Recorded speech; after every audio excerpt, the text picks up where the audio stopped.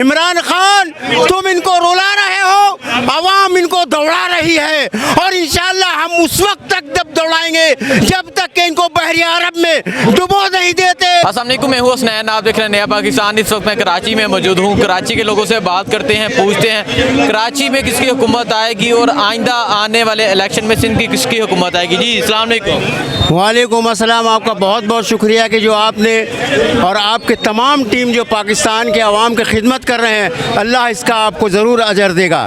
आज हम यहाँ चीफ इलेक्शन कमिश्नर में एहतजाज के लिए आए हैं कि हमारा जो एक हक था, बल्दियाती हक, इस हुकूक पर भी डाका डाला गया है। इंशाअल्लाह ताला हम तमाम अवाम इस राह फरार से आपको फरार नहीं होने देंगे और इंशाअल्लाह ताला हम अपने हुकूक इमरान खान की क़यादत में ज़रूर हासिल करेंगे। इमरान खान तुम इनको रुला रहे हो, अवाम इनको दौड़ा रही है और इंशाअल्लाह हम उस वक्त तक दौड़ाएंगे जब तक कि इनको बहरिया अरब में डुबो नहीं देते।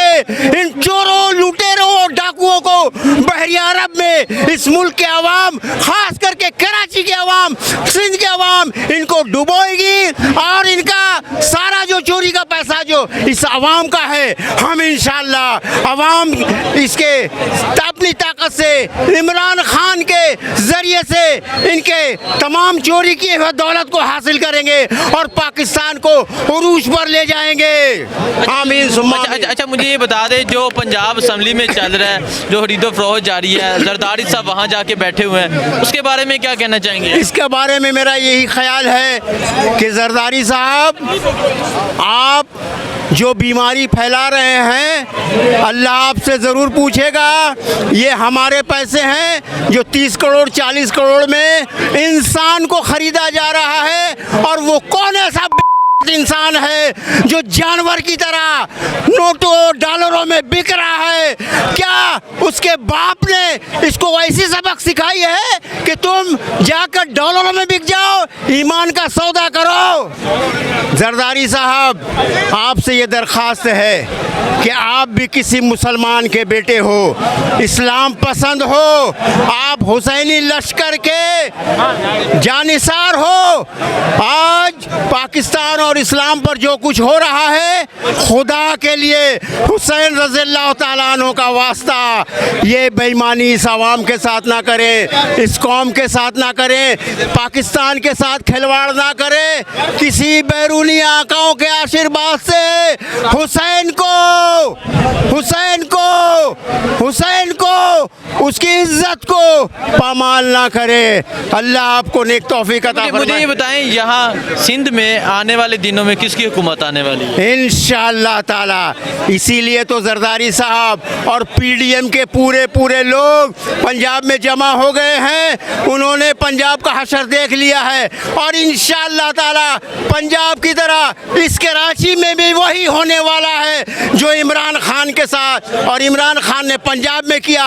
इंशाअल्लाह सिंध का वही असर होने वाला है और मुझे उम्मीद है कि इमरान खान जल्द और जल्द सिंध में तशरीफ़ लाएं और इन चोरों और लुटे डाकुओं का सफाया करें पंजाब की तरह। इमरान खान को क्यों सपोर्ट कर रहे हैं?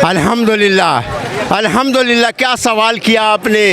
इमरान खान, नवाब सिराजुद्दौला, टीपू सुल्तान, कायद आज़म के बाद पाकिस्तान को एक ऐसा कौम मिला है जिसने तमाम तर बिला इम्तियाज लसानियत से पाक करके पूरे पाकिस्तानियों को एक कौम बना दिया है। जिस तरह नज़रिया पाकिस्तान के तहत कायद आज़म ने पूरे बर्रे सगीर को, मुसलमान को एक कर दिया था, आज इमरान खान ने भी तमाम तर लसानियत से बाला तर हम एक पाकिस्तानी कौम बनकर उनकी क़यादत में आगे बढ़ रहे हैं। सिंध का एक राष्ट्रीय मौजूद है, इससे बात करते हैं, पूछते हैं क्या समझते हैं, क्या सिंध में भी तब्दीली आएगी, क्या सिंध में भी इमरान खान की हुकूमत आएगी? जी अस्सलाम वालेकुम। जी वालेकुम सलाम। अच्छा, सबसे पहले तो मुझे ये बताएं, ये जो कराची का हैदराबाद का इलेक्शन पोस्टपोन्ड हुआ, वजह क्या बनी?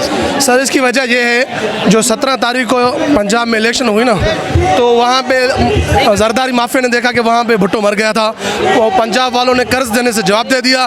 तो इसलिए जरदारी लीग की जो जरदारी माफिया है उसकी कांप पे टांग गई। सो चेरी बिलासन का जो एजेंट बैठा हुआ है सिंध में और जरदारी का जो एजेंट बैठा हुआ है सिंध में इलेक्शन कमीशन, उसकी भी कांप में टांग गई। सो इस वजह से उन्होंने इलेक्शन मुलतवी कर दिया कि कहीं हमें भी यहाँ पे शिकस्त न हो, यहाँ भी हमें जैसे पंजाब में भुट्टो मर गया वैसे सिंध में ना भुट्टो मर जाए। अच्छा मुझे बताएं सिंध में आइंदा आने वाले इलेक्शन में क्या होगा, क्या रिजल्ट आने वाला है? सर इंशाल्लाह जो आने वाले दिनों में जब इलेक्शन होगी तो इंशाल्लाह हर जगह पे हर पोलिंग पे इंशाल्लाह बल्ले का निशान निकलेगा, क्योंकि अवाम में शऊर आ चुका है। कायद आज़म के बाद ये वाहिद लीडर है इमरान खान, जिसके लिए अवाम निकल रही है। जैसे 1947 में जैसे अवाम निकली थी आज़ादी के लिए, बुजुर्ग निकले थे, माएँ निकली थी, बहनों निकले थी, इसी तरह इमरान खान के लिए भी नौजवान बुजुर्ग माएँ बहनें निकल रही हैं। सो इस डर से जरदारी माफिया और चेरी बिलासन की कांपें टांग रही हैं। अच्छा मुझे ये बता दें जो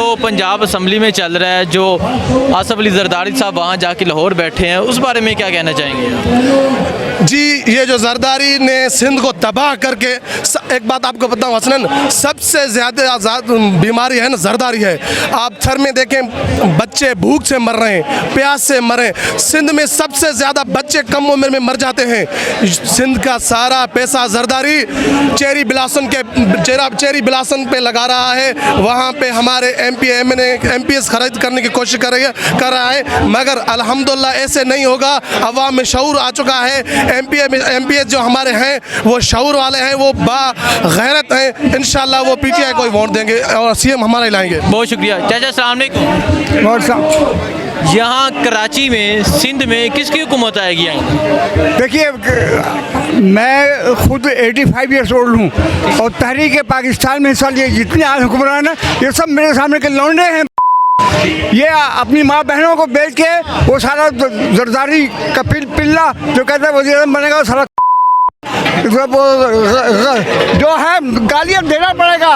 ये लोग हैं, ये इसके नाना ने मुल्क 2 टुकड़े किया और ये सारे सब मुल्क बेचने वाले लोग हैं। जरदारी का अरबों रुपए क्या कर रहा है लाहौर में बैठ के करे पंजाब की तरह। इमरान खान को क्यों सपोर्ट कर रहे हैं? अल्हम्दुलिल्लाह क्या सवाल किया आपने। इमरान खान, नवाब सिराजुद्दौला, टीपू सुल्तान, कायद आज़म के बाद पाकिस्तान को एक ऐसा कौम मिला है जिसने तमाम तर बिला इम्तियाज लसानियत से पाक करके पूरे पाकिस्तानियों को एक कौम बना दिया है। जिस तरह नज़रिया पाकिस्तान के तहत कायद आज़म ने पूरे बर्रे सगीर को मुसलमान को एक कर दिया था, आज इमरान खान ने भी तमाम तर लसानियत से बाला तर हम एक पाकिस्तानी कौम बनकर उनकी क़यादत में आगे बढ़ रहे हैं। कायद आज़म ने पूरे बर्रे सगीर को मुसलमान को एक कर दिया था, आज इमरान खान ने भी तमाम तर लसानियत से बाला तर हम एक पाकिस्तानी कौम बनकर उनकी क़यादत में आगे बढ़ रहे हैं।